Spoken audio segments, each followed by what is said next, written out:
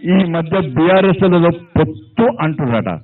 ఉంటారానే అన్న ఒక్కసారి క్లారిటీ ఇస్తున్నా అన్న. మీడియాలు కూడా ఇనురు అన్న జర మీడియాలు కూడా మీడియాకు తప్పుడు మెసేజ్లు ఇచ్చి మీడియాను తప్పుదారు పట్టించి మంచి రాలే మీడియాకు తప్పుడు మెసేజ్లు ఇచ్చి మీడియాను తప్పుదారు పట్టించే లుచ్చ రాజకీయ నాయకులారా, భారతీయ జనతా పార్టీకి బీఆర్ఎస్ కు పొత్తు ఉండదు. ఎవడన్నా ఎవడన్నా బీఆర్ఎస్ కు బీజేపీ పొత్తు ఉందని ప్రచారం చేసే ఫాల్తు రాజకీయ నాయకులకు ఒకటే వార్నింగ్. మీరు చెప్పులు వేసుకున్నారా? చెప్పులు తీరే తీరి ఇవాళ తాడపల్లి చెప్పులు తీరి చెప్పులు ఉన్నది తీరి తీరి చెప్పులు తీరి చెప్పులు ఇవ్వాలి చెప్పులు ఎవడన్నా అంటే ఈ చెప్పుతో కొట్టురానా చెప్పుతో కొట్టుది. ఈ ఇంతకంటే ఏం లేదు. ఎవడన్నా ఇంకొకసారి బీజేపీకి బీఆర్ఎస్ కు పొత్తు ఉంది అని బీఆర్ఎస్ కానీ ఎవరు రాజకీయ నాయకులు అంటే చెప్పుతో కొట్టురానా.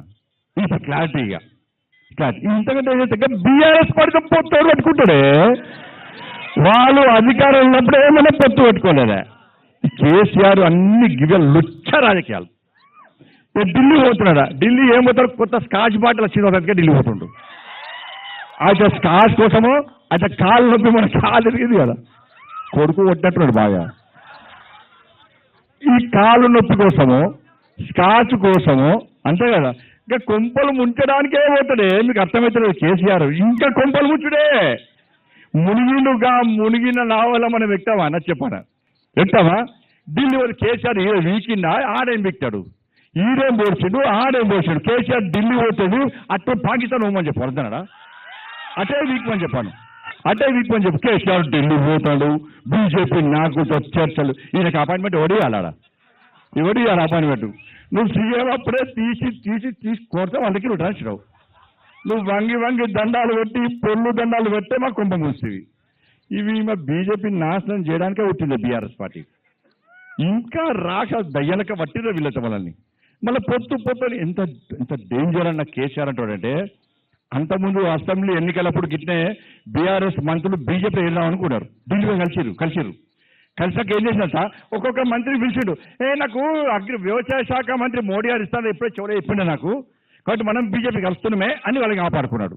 మళ్ళీ ఇప్పుడు ఏమైందంటే బీఆర్ఎస్ పార్టీ ఎంపీలు కొంతమంది ఎమ్మెల్యేలు బీజేపీలో చేరుతా అని రాడా ఫ్యాక్ట్. ఇది చేరుతాను రాగానే మళ్ళీ ఏం చేసింది తెలుసా, ఒక్కొక్క ఎమ్మెల్యేని పిలిచి అన్న మనం బీజేపీతో పొత్తు పెట్టుకున్నావా, ఈయన నువ్వు అడిగినట్టు బీజేపీతో పొత్తు పెట్టుకున్నసరికి ఈ ఎమ్మెల్యేలు ఆ గంగెత్తి ఊపినట్టు ఊపుతారు.